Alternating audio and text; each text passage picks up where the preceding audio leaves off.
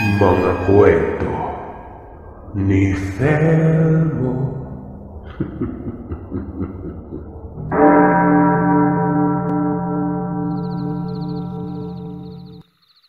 Sangkaterbang katanungan ang nagliliparan sa diwa ni Tikong sa puntong ito.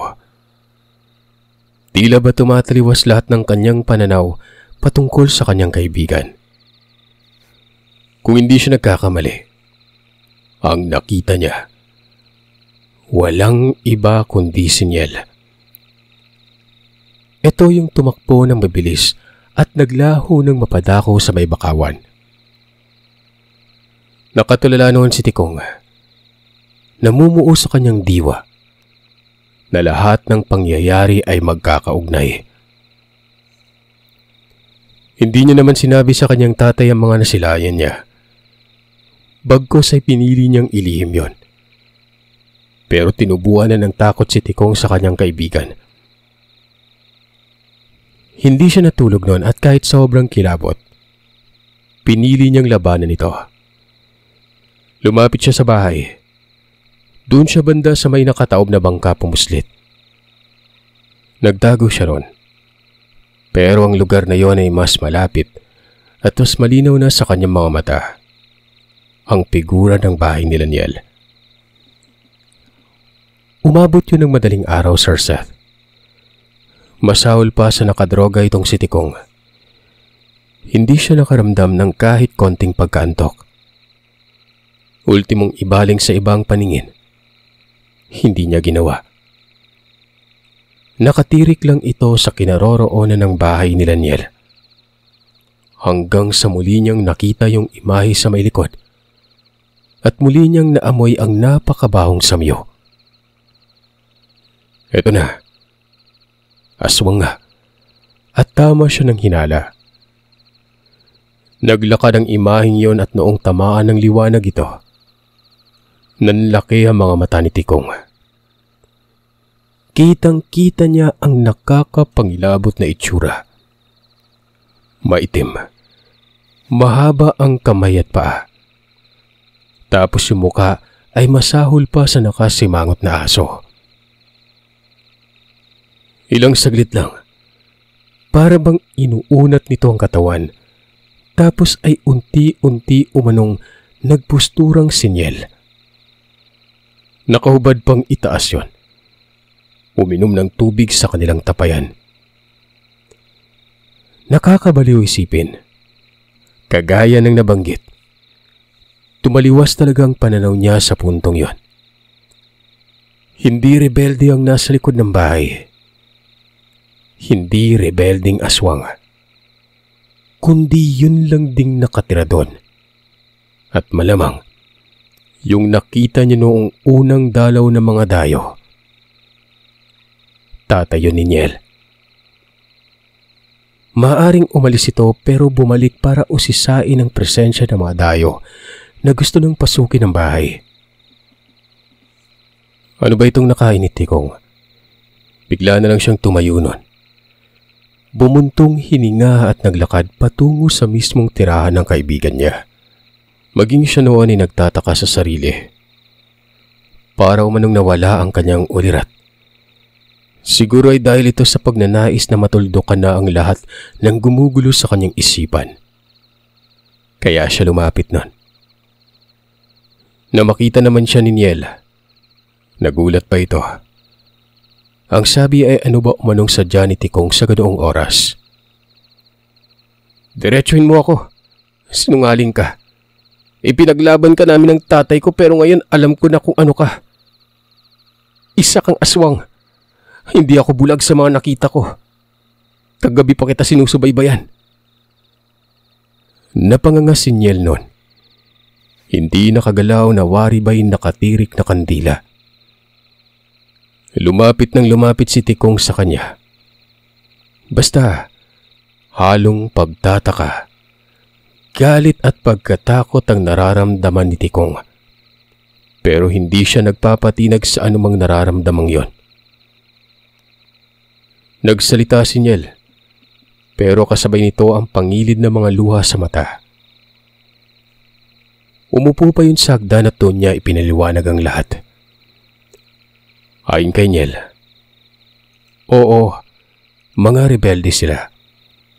Pero hindi ito ang dahilan kung bakit sila lumikas at napadako sa lugar. Ang dahilan umano, tinutugis ang pamilya nila ng grupo ng mga albularyo. Doon daw sila sa bukiran ng Pagadian noon naninirahan. Yung kwento umanong nabanggit ni Tikong noon na may pamilya ng aswang na nakatira sa Pagadian at lumikas. Sila umano yun. At yung nanay niyang napatay. Hindi daw ito namatay sa malalang sakit. Bagkos ay walang awang pinagtatataga ng mga albularyo hanggang sa mamatay. Nagpaiwan kasi sa bayang nanay nila. Binuwis nito ang buhay para mabaling ang atensyon sa nanay. Imbis sa mga anak na kasalukuyan noong tumatakas, kasama ng kanilang ama. Ang naging sanhi umano kung bakit sila tinutugis noon ay ang talamak na nakawan ng mga hayupan sa lugar. Naglipa na mga kawatan at nagiiwan ng mga labi ng hayop na parang binalahura para ang pagbintangan. Mga aswang. Dito na kumilos sa mga albularyo. Siyempre may taglay na abilidad ng mga ito, kaya natukoy kung saan sila nakatira. Mariing itinanggi nilang pagkawala ng mga hayop. Wala silang kinalaman dito. Inamin nilang dugo silang aswang pero namumuhay sila ng kagaya ng mga tao. Hindi sila nananalasa. Pero hindi daw naniwala ang mga albularyo nun. At habang nangyayari ang pag-uusap, napapansin na ng nanay ni Niel na talagang papatayin sila kung kaya naman kaagad na pinalikas sa mga anak. Si Mang Lazaro umano noon ang tinamaan ng tigalpo, kaya hindi ito makapanglaban. Bagkos, pinalikas na lamang ito kasama ng mga anak. At dahil nga sa may lupa sila malapit sa lugar nila Tikong, dito sila nanirahan. Ang presensya ng aswang sa lugar ay hindi ito dulot ng mga rebelding aswang na pinagsasasabi ni Niel. Salip, tatay niya ito na gabi-gabing nagmamasid para sa kaligtasan nila. Walang inamak na tawang kanyang ama. Ang iniisip lamang nito ay ang kaligtasan nila.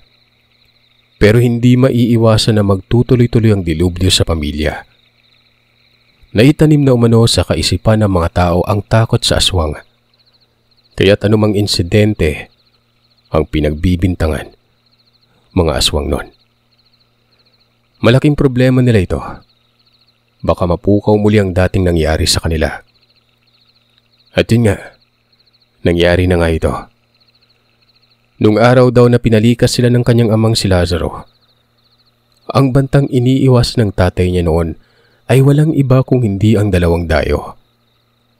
Si Pedro na matador sa merkado at ang apo ng banggiitang albularyo na si Juancio. Yung nakita ni Tikong noon habang nangyayari ang pagbisita ng mga dayo, tatay niya yon na may kinuha sa bahay nila dahil nakalimutan nito ang tangan ng pagiging aswang. Ang tangang yun ay para kay Niel. Baka makuha kasi ito ng mga dayo sa oras na makapasok sa bahay. Doon daw sila sa bukiran ng Bonifacio noon nagtatago. Nagtitiis sa gubat, ulan at init. Inalintana nila ito maiwas lamang ang banta na nakaatang sa kanilang buhay. Naiisip noon ni Tatay Lazaro ang lumaban na lang pero natatakot ito para sa kanyang mga anak. Hanggang sa dumating ang araw na natutunton sila ng dalawang dayo. Dulot na rin ito ni Juancio na napakagaling umano sa mga bakas ng aswang. Kagaya ng kanyang nanay, ibinuwis din ni Mang Lazaro ang kanyang buhay. Makatakas lamang ang mga anak. Pero sa puntong yon, umaalab na sa galit si Niel. Para ba manong wala na silang lugar sa mundo. Parang tinanggalan sila ng karapatang mabuhay. Para mga hayop na tinutugis nun.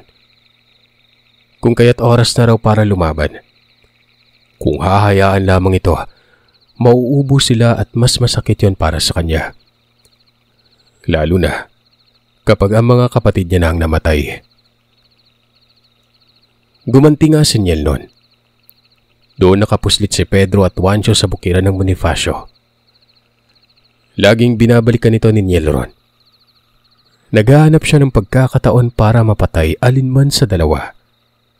Hanggang sa nilinlang niya umano ang mga ito kung kaya nagbukod-bukod ang mga yon. Inunin niya ang matador dahil wala itong karunungan sa Tigalpo. Bagkos, ang taglay lamang nito ay ang sapat na tapang. Sinunggaban ito ni Niel. Hindi niya iniwan yun hanggat humihinga pa. Basta habang pinapatay niya ito, inaalala niya ang pagkamatay ng kanyang mga magulang.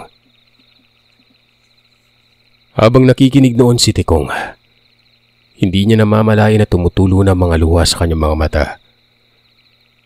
Ipagpalagay na lamang natin at tumaliwas nga ang kanyang pananaw. Pero bagay lang na nangyari yon. Dahil ikinukubli nila niya ang pagkatao nila at naawa siya ng husto sa mga ito. Totoo naman yon. Naniniwala siyang aswang pero alam niyang napakabubuti ng mga ito. Kahit kailan, hindi niya nakitang gumawa ng pagkakamali itong si Niel. Katunayan, sumasamba pa ito sa Panginoon. Nagpatuloy si Niel sa pagsasalaysay. Dagdag pa nito, ang pinaplano niyang patay ngayon ay si Juancho. Dahil hanggat buhay pa raw ito, talagang tutugisin naman sila. Sa ngayon ay naroroon pa rin sa bukiran ng Bonifacio ito. Ginawan kasi ng mga bakas ni Niel para linlangin si Juancho at isiping naroroon pa rin ang ibang aswang. Alam mo, Tikong, itong si Juancho at katropa niya yung nagpalaganap ng nakawan sa lugar ng Pagadian eh. Maliban sa bantugan na apo ng albularyo, kawatan din ng si Juancho. Noon pa galit na kami sa kanya. Biro mo, dahil sa nalaman niyang may aswang sa Pagadian, nag-iwan siya ng labi ng hayop na parang kinain ng halimaw para kami yung pagbintangan. Itong si Juancho din, isa sa mga albularyong tumugis sa amin.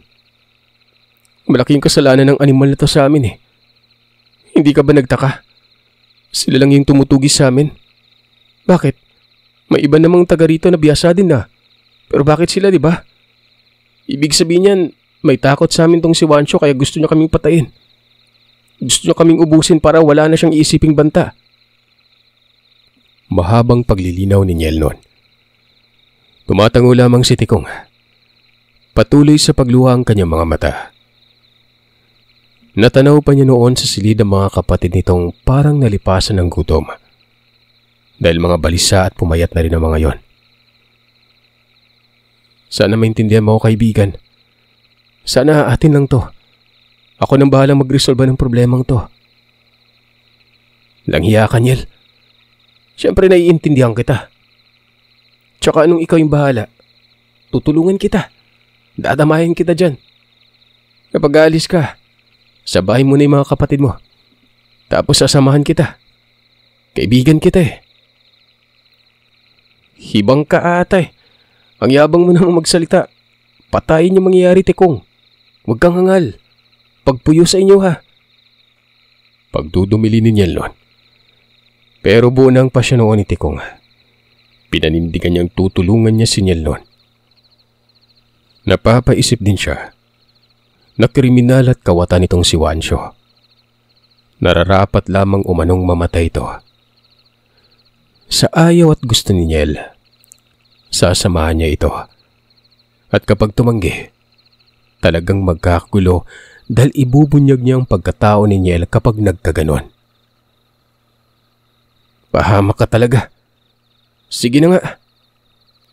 Bunso, Sansan, doon muna kayo manatili sa bahay nila Tikong mamayang gabi ha. Ay teka, baka magtaka yung mga magulang mo. Bakit, Niel? Sasabihin mo ba yung totoo? Siyempre magsisinungaling ako. Pasakayin mo lang yung mga kapatid mo. Katulad ng pagtago sa pagkatao mong walang hiya ka. Nabunga ang planong yon. Hindi alam ni Tikong kung bakit nagkaroon siya ng lakas ng loob na damayan ng kaibigan. Kahit alam niya namang napakadelikado. Siguro ay labis lamang siyang tinamaan ng awa dito. Kaibigan niya si Niel at kung anong hinanaing nito. Damang-dama niya umano yon. Kinagabihan, ipinagpaalam ni Tikong noon sa kanya mga magulang na iiwan muna sa bahay nila ang mga kapatid ni Niel. Aalis kasi si Niel noon. Sasama siya dito. May pupuntahan lang at kinakailangan ni Niel ng kaakibat.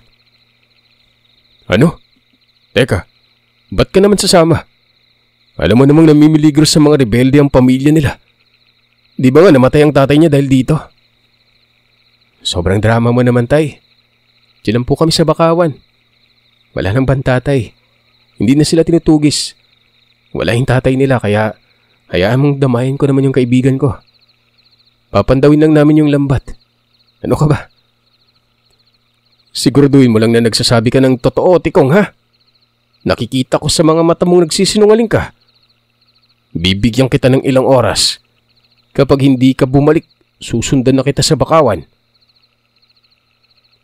Matapos lang makapagsalita ng ama, kaagad nang umalis si Tikong noon. Tangkil nitong itak at nakaabang sa kanya si Niel sa may pilapil. Bali dire-diretso ng lakad na yon. Nang makalapit si Tikong sa kaibigan, napasimangot ang mukha nito nang sumambulag sa kanya yung napakabahong amoy. Kaagad itong nagreklamo. Lana ko yan. Bali lana ng tatay ko.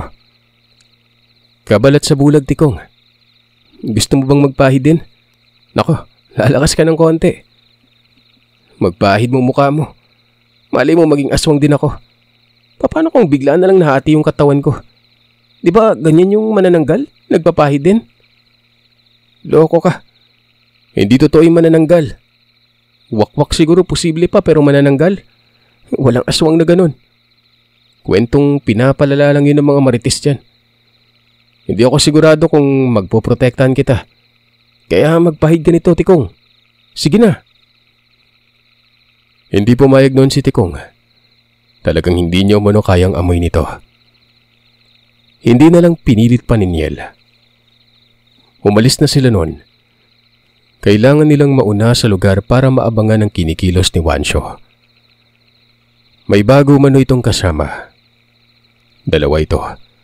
At ang isa ay dating kasamang albularyo na tumugis sa pamilya ni Niel doon sa bukiran ng Pagadian. Ating gabi na nang makarating sila. Binagtas lang kasi nila ito. Ang sabi ni Niel, kung siya lang mag-isa, mararating niya ang bukirang ito ng ilang minuto lang. Hindi naman daw pwedeng buhatin niya si Tikong dahil mamumukha siyang timang nun. Malayo ito sa kabayan, gubat, at ang tatayog ng mga puno. Bagamat gabi ay naaninag naman ni Tikong kahit papano, kasi nga may buwan nun. Natatanaw niya sa malayo ang namimituing mga ilaw mula sa mga bahay.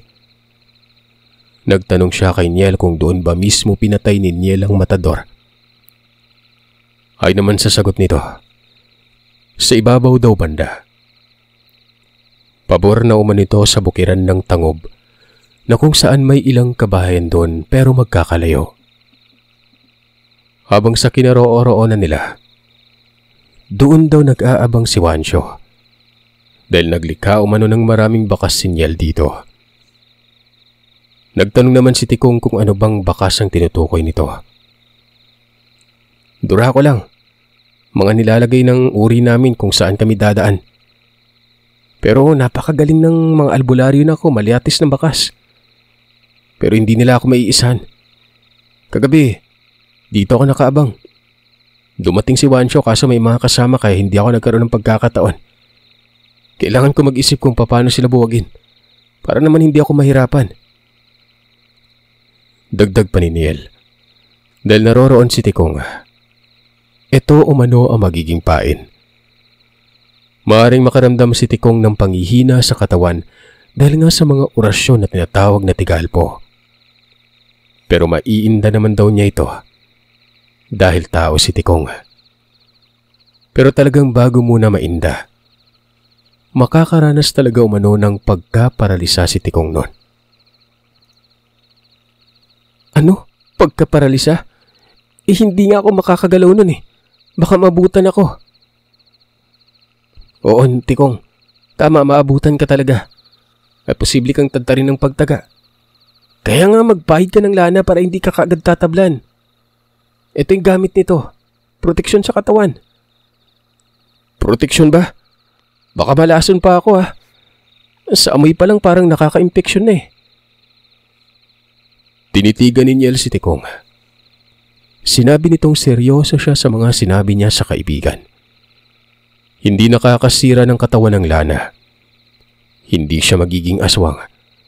Dahil wala naman siyang tangan sa pagiging aswang nun. Ipinakita ni Niel ang sinabing tangan. Kwintas nito ang isang maliit na bote na may nakalingkis o kasamang bato na bilog at kulay itim yon. Ang sabi ni Niel, yun daw ang nagbibigay lakas sa kanya bilang aswang. At ito din ang dahilan kung bakit siya nagiging aswang nun. Pwede niya naman umanong lunukin ang itim na bato, pero hindi pa siya nakapagdidesisyon ng lubos. Plano niya kasing mamuhay talaga na isang literal na tao. Kapag nilunok kasi ang bato, buong buhay na siyang aswang. Doon pa lang nalaman ni Tikong ang konsepto sa pagiging aswang ni Niel.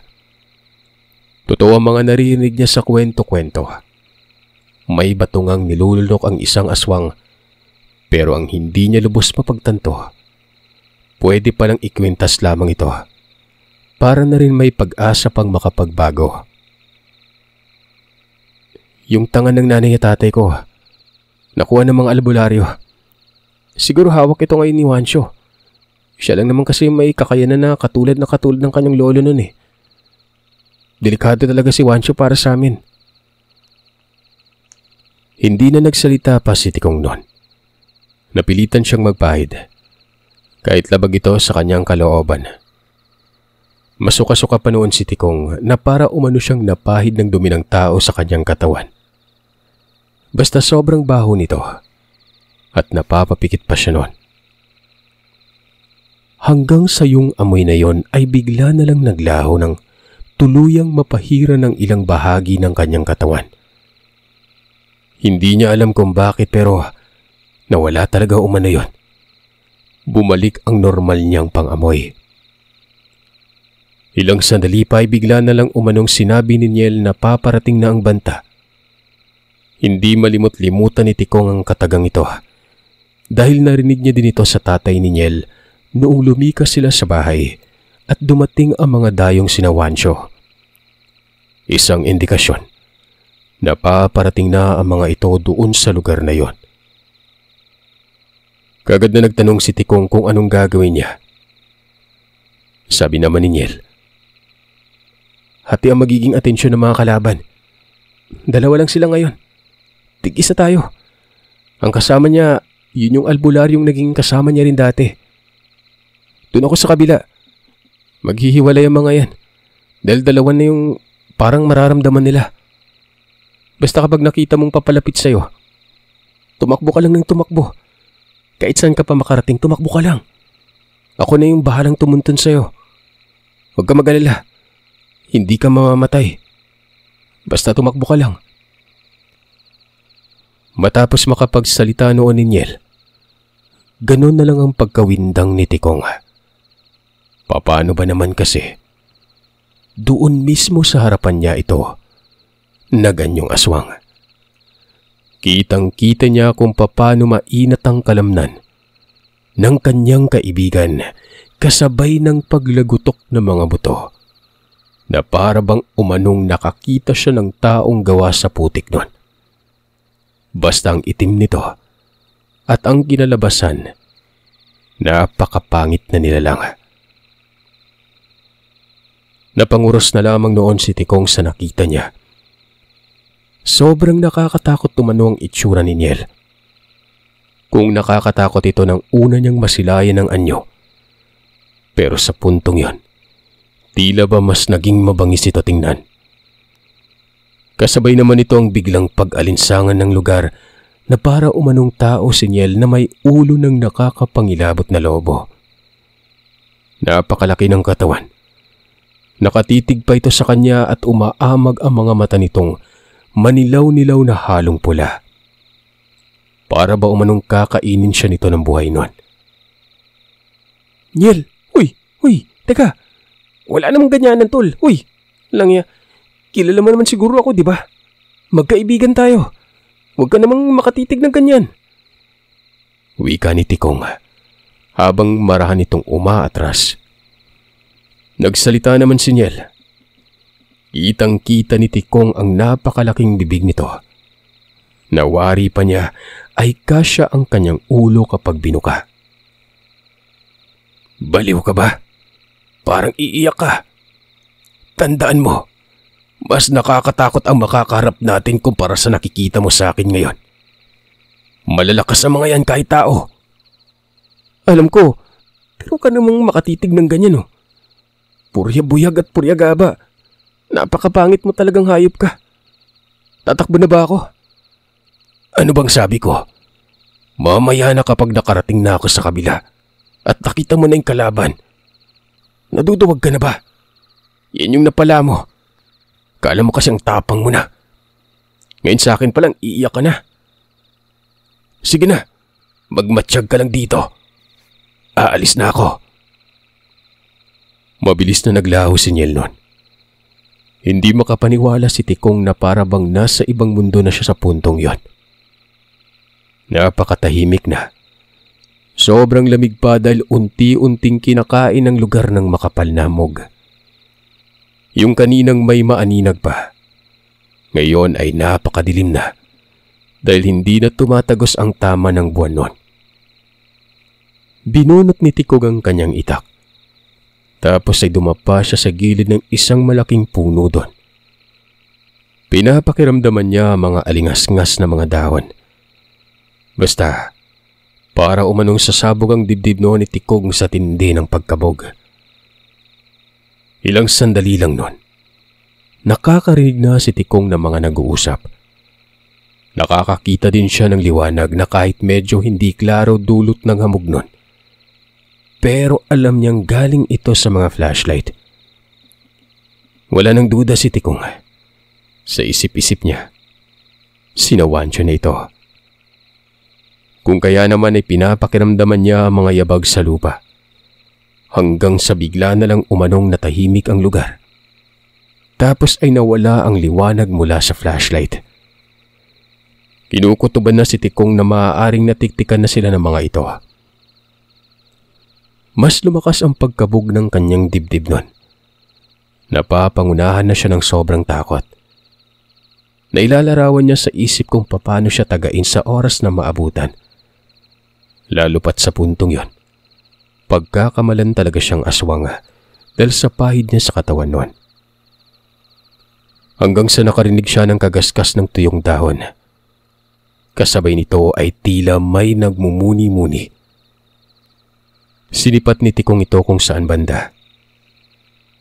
Maya-maya pa, may naaaninag siya. Anino na parabang palapit sa kanya at padapang naglalakad ito. Mga ilang dipa ang layo. Doon niya napagtanto na si Wancho ito. Pero hindi pa siya gumagalaw. Hanggang sa nakaramdam siya ng pamimigat ng katawan. Naalala niyang sinabi ni Niel na manghihina kapag tinamaan ng tigalpo. Kung kaya naman dito na sumirit ng takbo si Tikong. Kasabay naman noon ang pagsisigaw na hinahabol na umano siya ni Wancho. Pinaparinggan niya sa puntong yun si Niel. Tuloy-tuloy ang pagtakbong yun at pansin niyang sinusundan siya ni Wancho. Basta hindi mailarawan kung ano na ang pinagagawa ni Tikong. Takbo, suong sa masusukal at wasiwas ng itak dahil may mga nakaharang. Nakakaramdam na siya ng pananakit ng kanyang mga paa. Alam niya sa sarili na nagkasugat-sugat na siya noon. Animal, si Wancho pa talaga. Bakit hindi na lang yung kasama niya? Nang makalayo ay kumabig na si Tikong pabalik. Sa sangi o maliit na ilog siya dumaan nun. Pababa yun, kaya hindi niya nababalanse ang katawan at nagkanda dapa-dapa na si Tikong.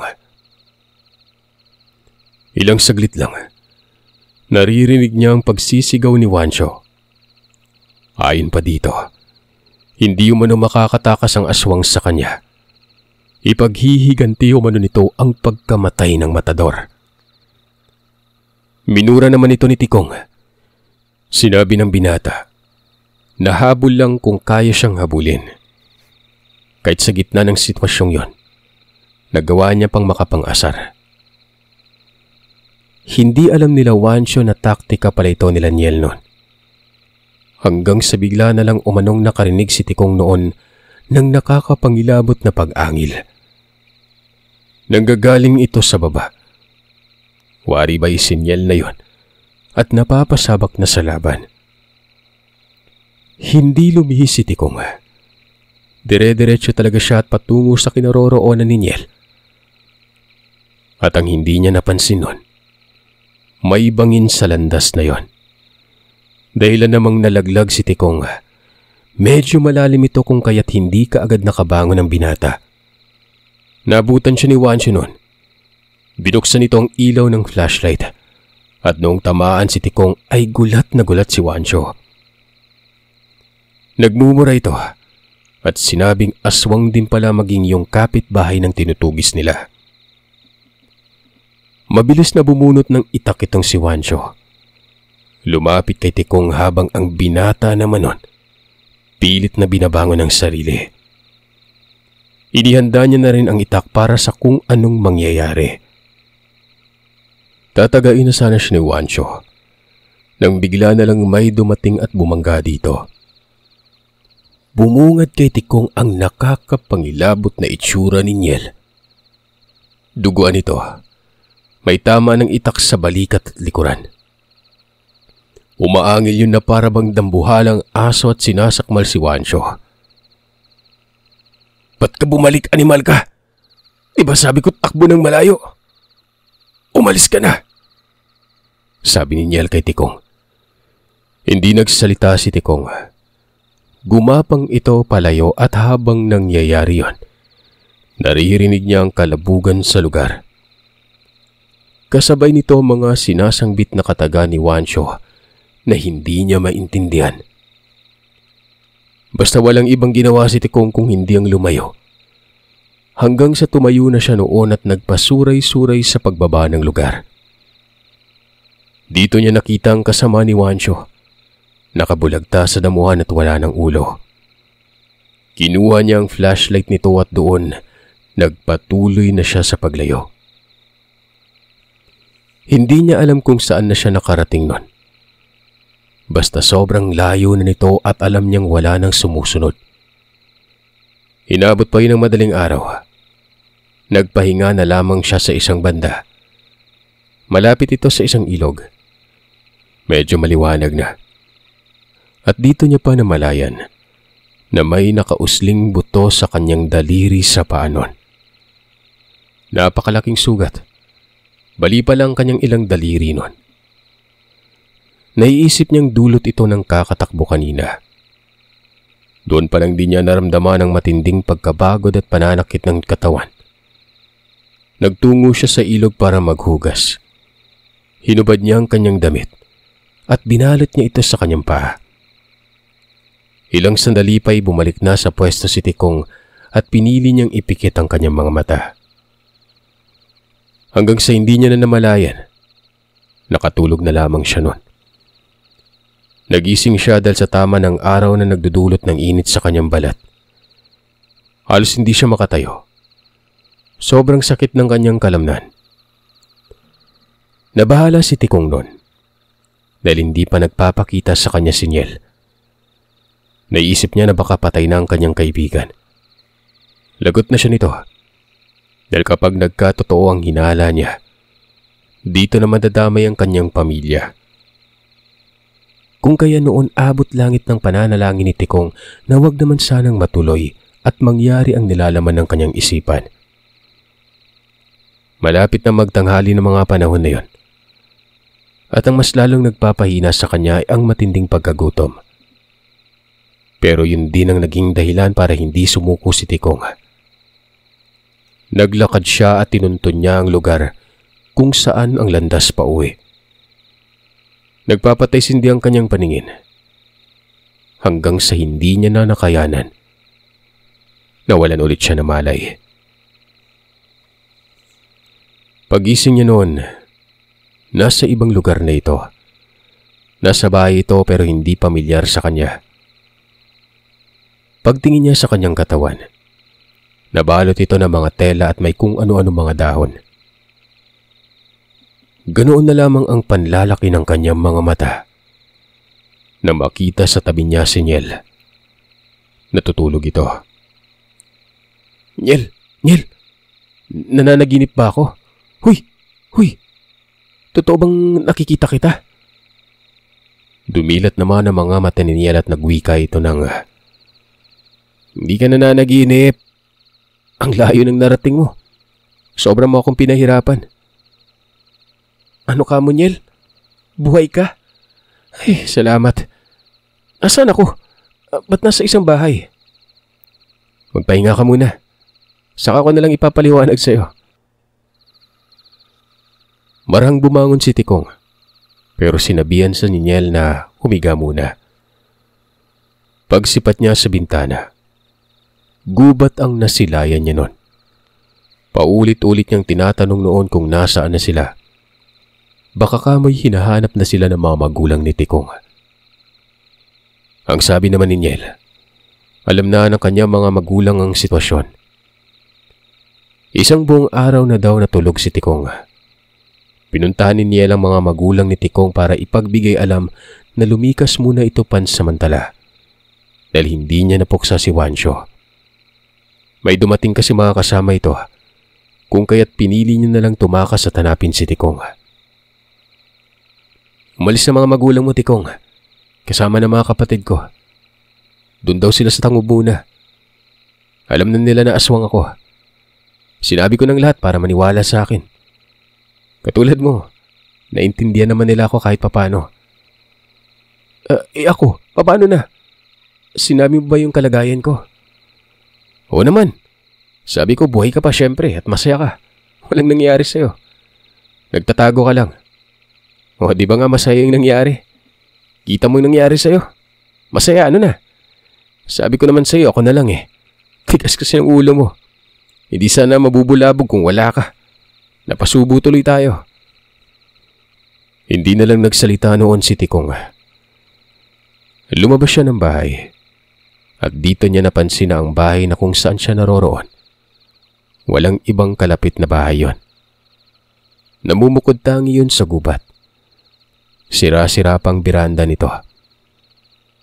Ay naman kay Niel, ito daw ang tirahan nila dati.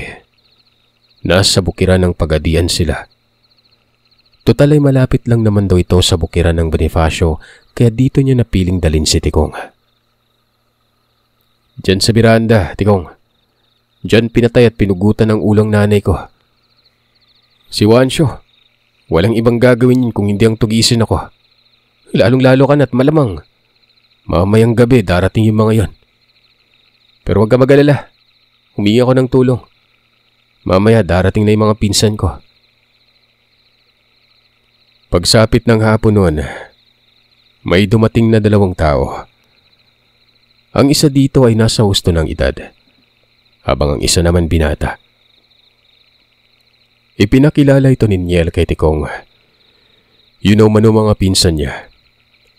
Si Sakaratino. Dagdag pa ni Niel, kung halimaw ng aswang daw ang hahanapin, yun ang mga nakikita ni Tikong ang mga ito. Dahil ang mga pinsan niya ay walang awa kung pumatay. Brutal na siyang bahagi ng kanilang pagkarebelde. Pero magpaganon pa man ay pumipili ang mga ito ng mga taong pinapaslang. Ito na nga bang kaibigan mong si Tikong, Niel? Nakakatuwa ka, Tikong. Bilib ako sa prinsipyo mo. Bagay lang na masasabi kong napakatapang mo. Bagay lang din na kahit buhay ni Niel, ibubuwis niya para sa'yo. Magmamatsyag kami dito. Tingnan natin yung mga hinihimutok mong mga tao, Niel. Tingnan natin kung hindi ba yan mamamatay. Wika ni Scar. Walang ano-anong umalis kagad ang mga ito. Si Niel noon, abala sa kung anong ginagawa sa labas. Basta sa nakikita noon ni Tikong, panay dura ito at nagsaboy pa ng lana. Ito yung lana ng sobrang sangsang ng amoy. Muli niyang naamoy ito kung kaya isa lang ang ibig sabihin nun. Nawala na ang bisa ng lana sa kanyang katawan.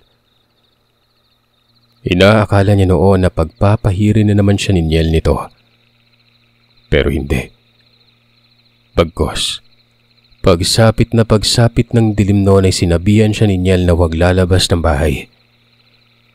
Ano mang maririnig ni Tikong, huwag itong papansinin. Manatili lang kalmado. Yung gabing yun na daw ang huling engkwentro. Kung papala rin, maaaring mabuhay pati si Tikong. Pero kapag hindi, maging siya noon ay mamamatay. Kumbaga, sugal na ang mangyayari. Sa manalo, sa matalo. Si Tikong nga lang ang naiwan doon sa bahay. Ito na naman, bumalik na naman ang matinding pagkabog ng kanyang dibdib. Kasabay ng payapang hangin. Mahinang alingasngas na mga dahon at huni ng kuliglig nun. Nakaupo si Tikong habang nakasandal sa dingding nun. Nakikiramdam lamang siya sa loob. Pinapakinggan niya ang bawat kagaskas. Maya't maya ang pagsilip niya sa bintana. Pero wala siyang nakikita kung hindi kadiliman. May buwan pero ang lugar na yon, talikod ito. Kumbaga bundok yon na nakatalikod sa may silangan. Kung kaya't kahit may buwan pa, madilim pa rin. Matagal din yung pakikiramdam ng binata nun, hanggang sa bigla na lang umanong umalinsangan. Kasabay nito ay ang nakakapangilabot na huni. Nawari ba'y butiki na malaki na nagmistulang langit-ngit ng kawayan ng huni nun. May paghangos din na animoy hilik ng malaking baboy. Nararamdaman ni Tikong sa puntong yon na nasaan yung aswang na ang mga kasama niya ron. Muli siyang sumipat sa bintana. Nakakita siya ng liwanag. Halatang galing sa sulo ito dahil mamula-mula yon at halata ding kalaban na ang paparating. Hanggang sa ilang segundo ang namagitan, kalabugan na at hiyawan ng mga tao ang narinig ni Tikong. Hindi na siya mapakali. Alam niyang naglalaban na mga ito sa labas ng bahay. At alam niya ding nasa malapit lamang yon dahil ang pagkalabog, malakas at halatang nasa tabi lang. Hindi sumilip si Tikong. Minabuti niyang magdasal at antayin ng kung ano ang kalalabasan. Napakatagal umanong nawala ng mga kalabugan. Nakakarinig din siya ng kalansin na waribay itak na tumama sa bato. Hanggang maya-maya pa, bumungad sa kanyang pinsan ni Niel na si Sakar. Tinawag siya nito at sinabing umalis na. Baka umano madamay. Nasaan yung aswang si Sakar? Ang nakikilala ng binata rito ay ang suot na panyong pula sa bisig. Hindi siya ganoon ka nakakakilabot katulad sa itsura ni Niel. Parang tao lamang yun at ang balat lang ang nagbago nito. Naging abuhin. Lumabas at tumakbo si Tikong. Lumayo siya kahit sobrang sakit ng kanyang katawan. Nagtago siya noon sa may pangpang. Mga 2 oras ang nakalipas. Naririnig niya na ang pagtawag ni Niel. Boses tao na yon. Lumabas naman si Tikong noon. At doon, nakita niya ang nakangiting mukha ni Niel, pero marami itong sugat sa katawan. Ayon kay Niel, napatay na umano si Juancio, maging ang 2 kasama nito. Si Tino umano ang nakapatay, dahil si Tino lamang ang may tangan na kayang indahin ng kahit anong tigalpo. Kaya niya hiningi ang tulong dahil alam niya magiging pabor sa kanilang laban. Nagtanong naman si Tikong kung nasaan ang mga pinsan niya. Nililigpit nila yung mga labi. Siguro babaunin nila yung mga ito para maging panglamang tiyan. Tara na, uwi na tayo. Hindi na tayo dapat magtagal dito. Tumango naman si Tikong at dito ay niyakap niya ang kaibigan at nagpasalamat. Ano ka ba? Hindi bagay magyakapan yung puro lalaki. At saka ano bang pinapasalamat mo dyan? Ako yung dapat magpasalamat dahil naiintindihan mo yung sitwasyon ko.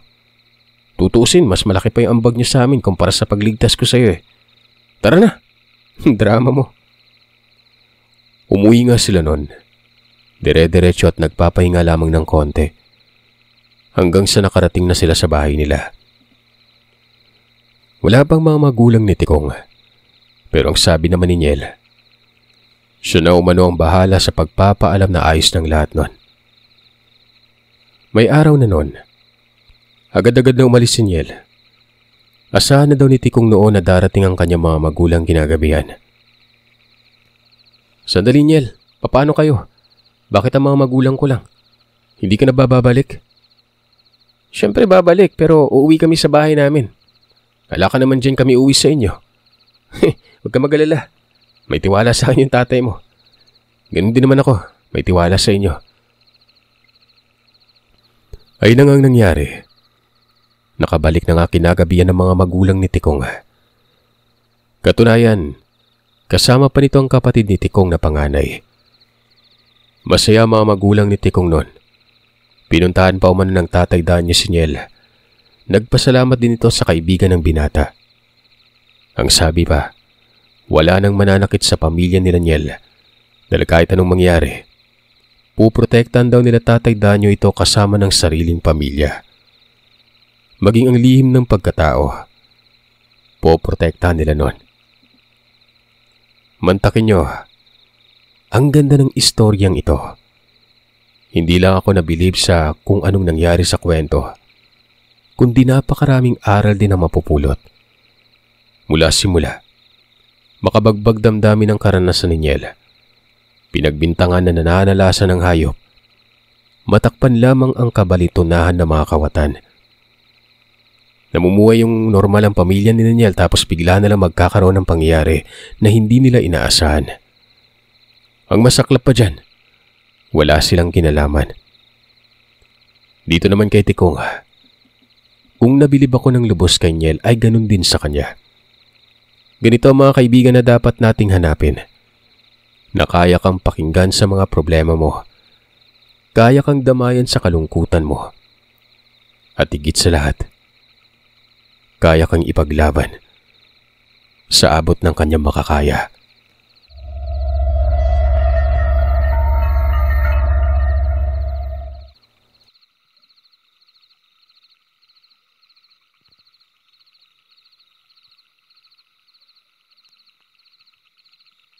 Maraming salamat mga kagiliw sa pakikinig. Madako naman tayo sa shoutout request.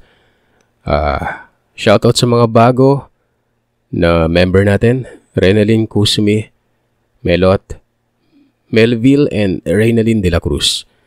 Happy 1 month kay Ran Balyon. Happy 2nd month kay Van Junicio, Paubelo, Shiwihan, and Dian Ohastro. Happy 3rd Nadia Cabalar, Armilin Gaspay, Kabian Orb, Joan Palado, and Demetric Diaros. Happy 4th Maria Angelique Corteza. Happy 5th Love Pasco and Romeo Tudas. Happy 7th Lori Villaruel. Happy 8th Hanispay and It's Hanoi Kuatog Daily. Happy 9th Aprilin Almension. Happy 11th Maria Victoria and Crisette Reposo. Happy 14th Gemaline Custudio, Lizelle Erida 21, Vincent Kalilong, and Princess Lish. Happy 7th Miss D and Sassy. Happy 18th Christian Rodel Cabrera, Richard Diogenes Cipriano, and Jane Pagobo. Happy 19th Caleb Bautista, Flores Jadosel Labdo, Rowena Catalan, and M.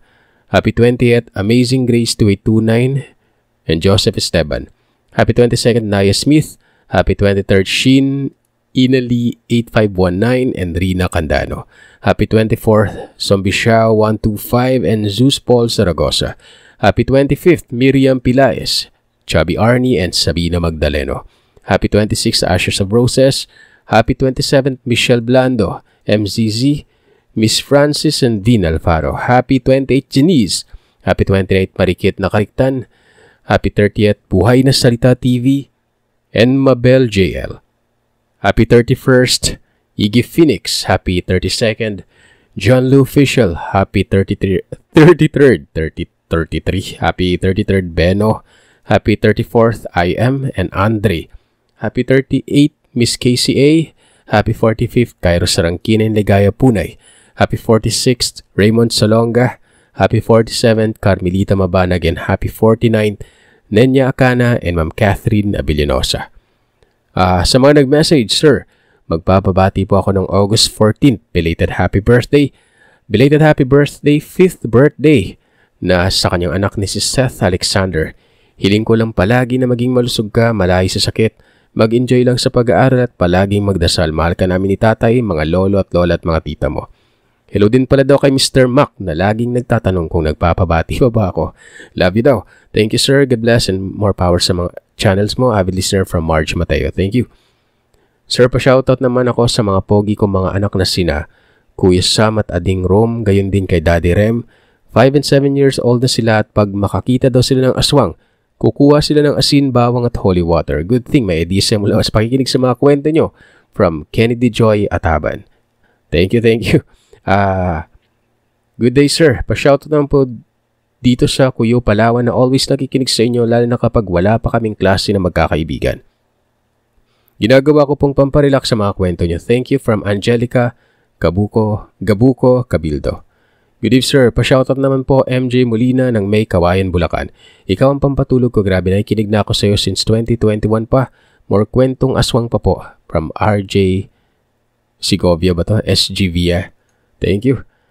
Sir, gusto ko lang po magpa-shoutout sa mga katrabaho ko dito na nayanggaw na rin sa pakikinig.